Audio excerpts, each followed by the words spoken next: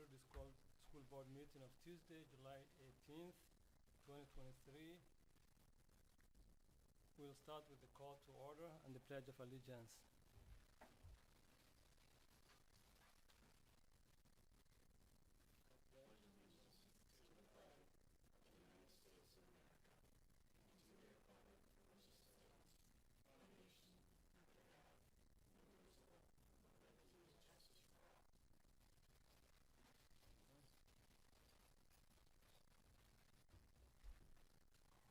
With that, we will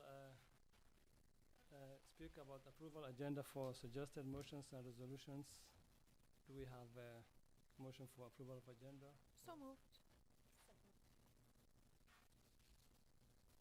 Motion moved by Ivana and seconded by Ona. All of us say aye. Aye. Motion passes. Next, we go to spotlight on recognition. So tonight we have a new board member here, and we're happy to welcome Sarah Jones, who will be taking the oath of office tonight. So Sarah and I will step up there, and they will welcome our new board member.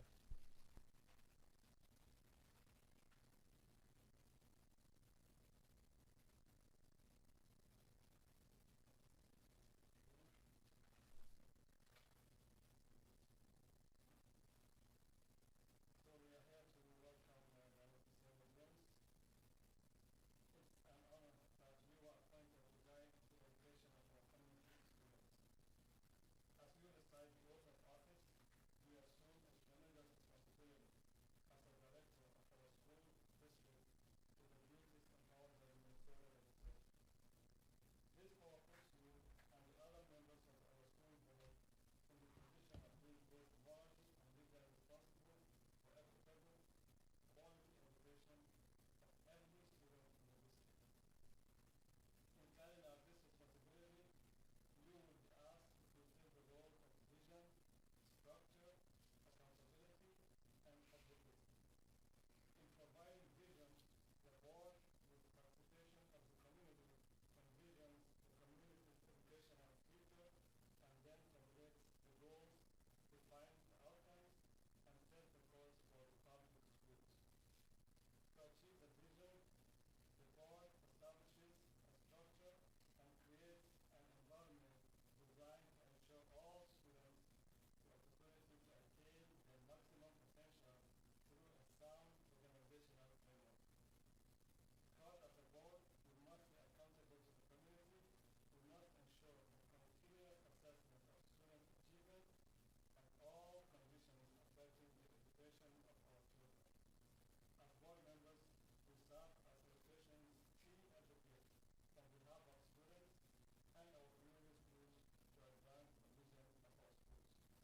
As a board member, your leadership and contribution to Fridley Public Schools is valuable and appreciated. Having signed the acceptance of office and oath of office, I hereby publicly affirm my commitment to the oath of office. I swear that I will support the Constitution of the United States and of this state, and that I will discharge faithfully the duties of the office of school board member of Independent School District Number 14 to the best of my judgments and abilities.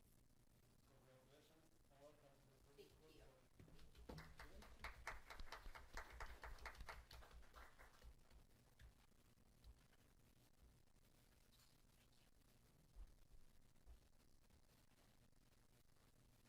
Thank you, that's exciting. And I wish Director Jones the best and in serving the Fridley community. Next, we'll move on to the superintendent's report. Dr. Brenda Lewis, who is also with us for the first meeting as a new superintendent. Fridley Public Schools is excited to welcome you and look forward to working with you, Superintendent Lewis. Thank you so much, and thank you to the board. You will see here that I'll do a superintendent report for each meeting, and then on the off meetings, if we don't have a work session, I'll still send this out so that you can get an update roughly every 2 weeks on the work that we've been doing and upcoming previews and so forth. So my first 2 weeks have been wonderfully warm and welcoming, and really just a time when I've been able to meet with multiple stakeholders, visit schools, and just learn about our district. I started on July 3rd, so it was a great time. Most of our buildings were pretty much empty, so it was a nice time just to go back into the buildings, kind of acclimate myself, and get to know Fridley Public Schools. I've been able to also have individual meetings with our administrators, director check-in. We have in the summer weekly meeting on that. Lots of introductions with our departments, and individual meetings with all of our school board members, which has been a delight. And then time to review our school board meeting agenda. I went to my first Rotary last week on Wednesday, and Stephen is our president, so that was fun to get to know and meet the Rotary members. And then I was able to receive a really nice welcome call from one of the superintendents that is representing Minnesota Association of School Administrators, and they have a really nice welcome for new superintendents and a mentorship program. So I get to go to my first day-long new to superintendency meeting next week, and we have 4 or 5 throughout the school year.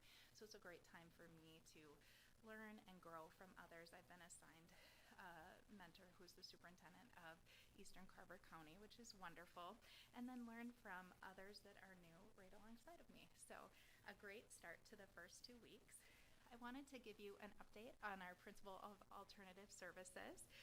We have filled that position. I'm very appreciative to Ike and other team members that really helped me to understand the factors that were going into this decision and really make a wise decision on that when I was pretty new and not knowing all of the factors. So I appreciate that very much. Tomorrow at 9 o'clock, the ALC and pre-K staff have been invited to an optional meeting right here at FCC. I've also made available a Google Meet where we will announce the new interim principal, and that person will actually be here too, which is wonderful. And then we will have a series of emails to follow, so check your email right about 9 o'clock. You'll get that. Josh will send that email out to you right as we're making that announcement with the specific person's name and background. And we're just very thankful that we'll be able to have this position. This person is able to start with us August 7th, and they'll be here in a full-time capacity all the way through the school year. So I think we're pretty fortunate to have this person that is stepping up. So I'm excited to announce that to you tomorrow. One of the pieces, as many, I think all of you know, is that the 6th grade AVID elective continued to come up throughout the interview process, and that came up understandably so. The district had funded that through our ESSER dollars, and when the ESSER dollars left, we didn't have a way to fund a .333 FTE position for that to do the 2 sections of AVID elective. That was one of the pieces that I worked with our team on right away to see, is there a way to do this? This slide is already outdated. I talked about that it was going to come out of title sources, which you've heard me talk about legacy funding. This is actually coming out of achievement and integration, but still something that we're able to fund. We quickly contacted Dr. Cochran to say, we have the funding, do you still want it? And she said, absolutely. So I'm just very thrilled that she's so excited, and she's already put the work around the staffing and what that looks like so that we don't have any interruptions into our staffing. But I'm so excited that we'll have this and our 6th graders will benefit. Another piece that I will just pop in here as I receive information, just some professional development opportunities. So you'll see if you click on this, it links directly to Summer Leadership Series. The one that I specifically wanted to highlight for you is work that's going to be presented around the science of literacy. So I believe registration is still open for this. You can just work with Lori if this is something you want to attend. It's also tied to the Summer Learning Institute as well, but just wanted to elevate that for you as well. Then wanted to talk to our back to school resource fair. I am asking that if any board members are willing and want to help, we'll definitely take you. My understanding is it's just a fabulous event. So it's Saturday, August 26th from 10 until 12:30. And like many activities, unfortunately, that was put on a different format during COVID, so excited that we'll all be there and gathered in there as well. I have, oh, it's in there, good. Then we had the addition here of our middle school open house. It's going to be a block party format, so really exciting and fun. August 31st from 3 to 7. There will be 4 food trucks there, an inflatable soccer field, a bounce house, and then the vaccination clinic. We love that we're having that there, but probably not as fun as the inflatables. But wanted to add that. So have your kids vaccinated first, and then they can jump off the pain, right? Then one more piece I wanted to talk with you about here is I was very fortunate to be part of a 3-hour literacy leadership training this morning, and there were 14 of us, and it was led by Dr. Bodie and Kirsten, our curriculum coordinator, and it was really an introduction and grounding for our leadership team in what are the changes and the why behind the transformation we need to do with literacy. So it was really nice. We had some really good productive struggle. We learned about the READ Act, the tenets of science of reading. Some of this was, for some of us, I would say all of us had new learning somewhere in here, but the nice thing was we all brought a different body of knowledge in to the work, so it was really great work. And one of the pieces that you will hear me elevate throughout all of this is that we just need to keep reminding our staff to give themselves grace. This is a lot. I had the fortune of in other districts really leading this work, specifically in Montgomery County, and it's quite a productive struggle. And what this work really does is it undoes a lot of what our thinking was, what best practices were at the time around literacy. And it's just so important that we reassure our staff that at the time you were doing the best. You were following the district curriculum. You were following the professional learning that you were given. You were doing the right thing at the right time. And we just have to remember that as we know better, we continue to do better. So it's just very important that we continue to reassure staff. We need to do this in manageable pieces, and it's understandable to be overwhelmed, but we don't want that to consume ourselves. So just a lot of work around that today. So thank you so much for your time as I gave this update. Thank you, Dr. Lewis. The next agenda item is Superintendent and Staff Reports, Long-Term Facilities Maintenance Plan for 2023-2024, presentation by Craig Weber. Mr. Weber.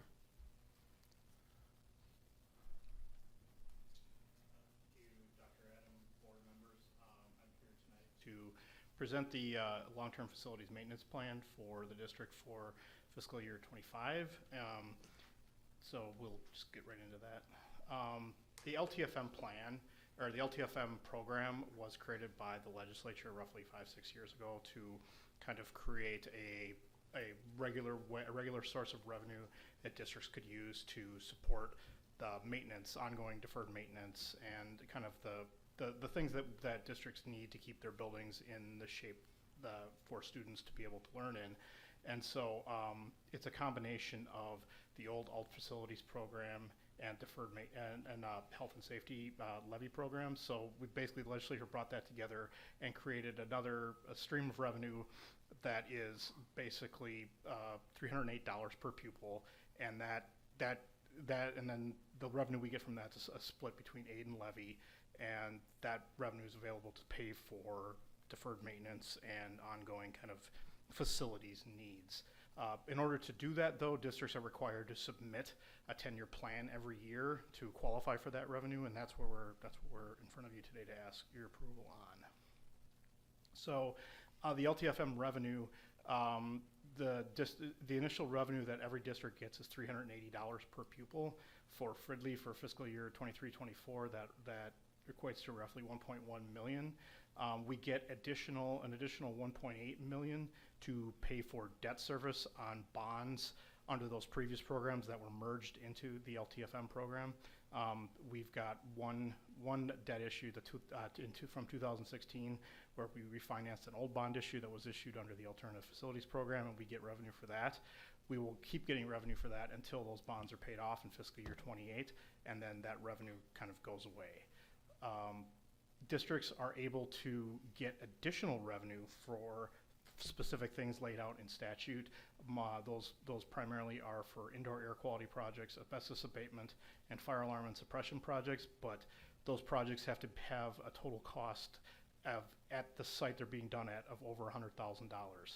If districts, and that can be done by board action, we don't need to go to the voters, we don't have to ask permission beyond just having the board review, and also has to go to MDE. They have to sign off on it. We have to provide documentation on what we're doing, but basically that's an available resource that districts can use. And any new revenue that we do decide to get is 100% levy dollars. There's no state aid on that. And generally for those sorts of projects, they're done on a pay-as-you-go basis, pay-go in the general fund. And districts can also issue bonds and use their LTFM money to pay debt service on those bonds. But what we're proposing here is all going to be projects on a pay-as-you-go basis. And so with this LTFM revenue, there are prescribed uses that in statute that districts can use this money for. The general rule of thumb is if you take a building and flip it upside down, not actually literally, but you get the idea. And anything that falls off doesn't qualify, and anything that stays is eligible. So think of stuff like your air conditioning system, the roof, the flooring. Those are the sorts of things you can pay for with LTFM money. So in addition to this LTFM annual funding that the district gets and is now applying for again, we've also done a couple other bond issues that have gone for facilities. One in 2007, that was that all facilities bond that I mentioned before that was refinanced, but also in 2015 we did a voter approved project for a bevy of deferred maintenance projects, and then 2017 we did a $2 million tax abatement bond to help do some parking lot improvements. So basically, what we're before you today, asking for you to approve that 10-year plan. That 10-year plan is based on a facility needs study that was completed in 2020. We've had some facilities issues come up since then that have kind of made that plan less than relevant, and so it's something we're probably going to want to be updating in the near future. But that 2020 plan was the basis for what I'm submitting tonight. And that include projects that were identified at that point. We've adjusted the costing for things in current dollars, but even with that, we're coming. Our deferred maintenance needs are greater than the revenue that we're going to get, and so that's going to require us to defer some projects or look at other ways to pay for them. We have a capital projects levy that we can use to fund some of our facilities needs. Part of that goes to technology as well, but that's an option, or straight up deferring programs, or eventually maybe in the future doing a bond issue to kind of get us a bigger chunk of money to buy down some of these big deferred maintenance needs that we have. And those are all options going forward, but not what's being presented tonight. And then in order for this to happen, where we have to present the documents that are listed up here to MDE. This is both, we need both a revenue and projection plan for 10 years. We need a statement of assurances signed off on by the superintendent. And we also need a school board resolution approving the adoption of the 10-year plan.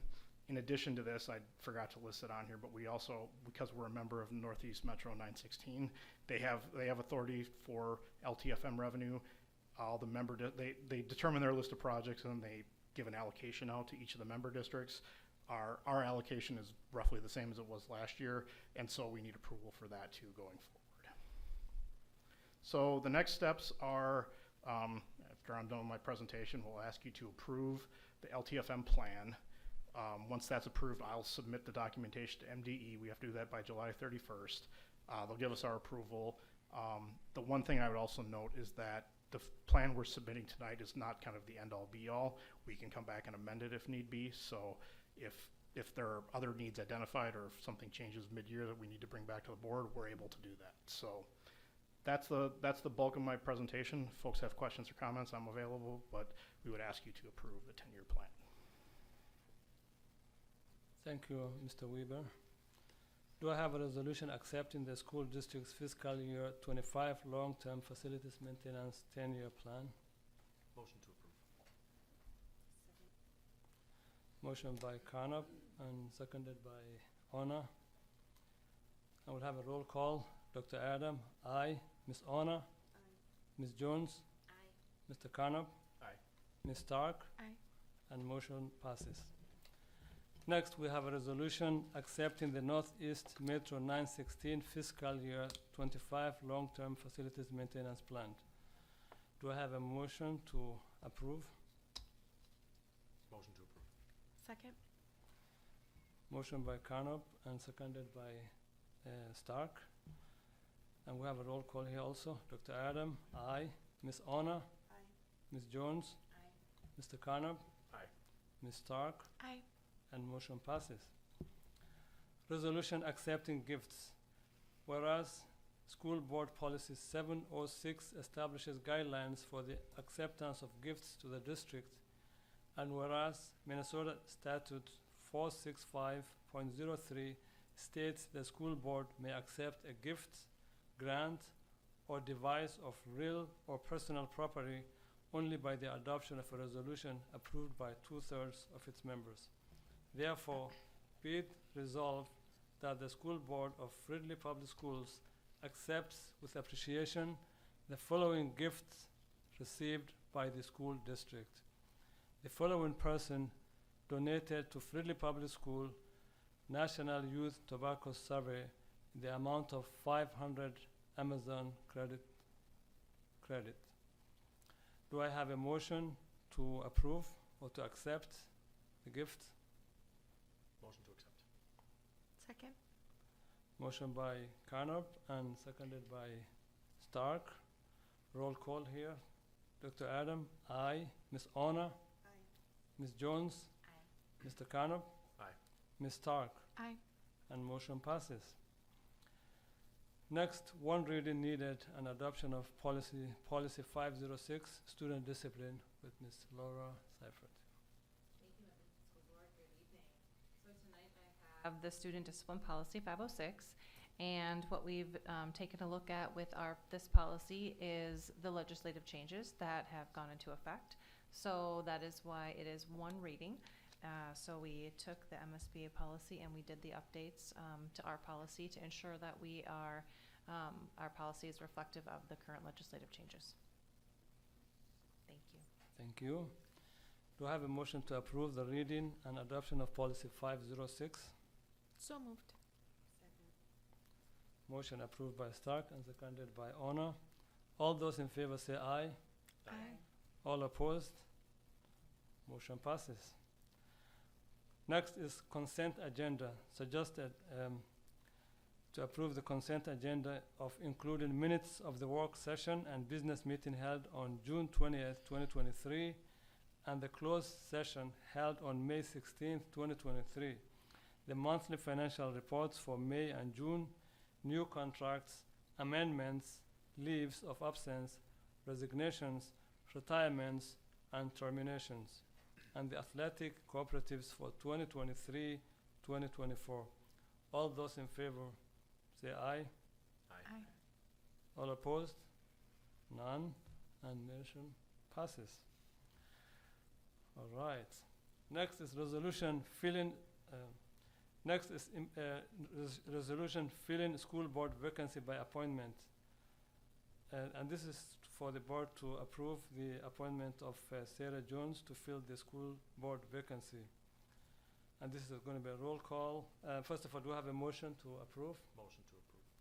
Motion by Carnop, Second. seconded by Honor. And roll call, Dr. Adam, aye. Ms. Honor? Aye. Ms. Jones? Aye. Mr. Carnop? Aye. Ms. Stark? Aye. And motion passes. And now we have the important future school board dates. This was a quick, short meeting, everybody. So, Fridley Community Theater presents Adam's Family on July 21st, 22nd, 27th, 28th at 7 p.m. and July 29 at 2 p.m. at Fridley High School Auditorium. Second, candidate filing period. Candidates running for school board may file starting from August 1 to 15th at the Anoka County Elections Office. 3rd. Fridley Public Schools Board meeting will be on August 15th, 2023. 5:30 p.m. work session, 7 p.m. public forum, 7:30 p.m. business meeting, all at the Fridley Community Center. And now, may we have a motion to adjourn the meeting? So moved. Second. Motion by Carnap and seconded by Stark. And all approve say aye. Aye. And so motion passes. So with that, we come to conclude the Fridley School Board meeting of Tuesday, July 18th at 7:55 p.m. Good night, everyone.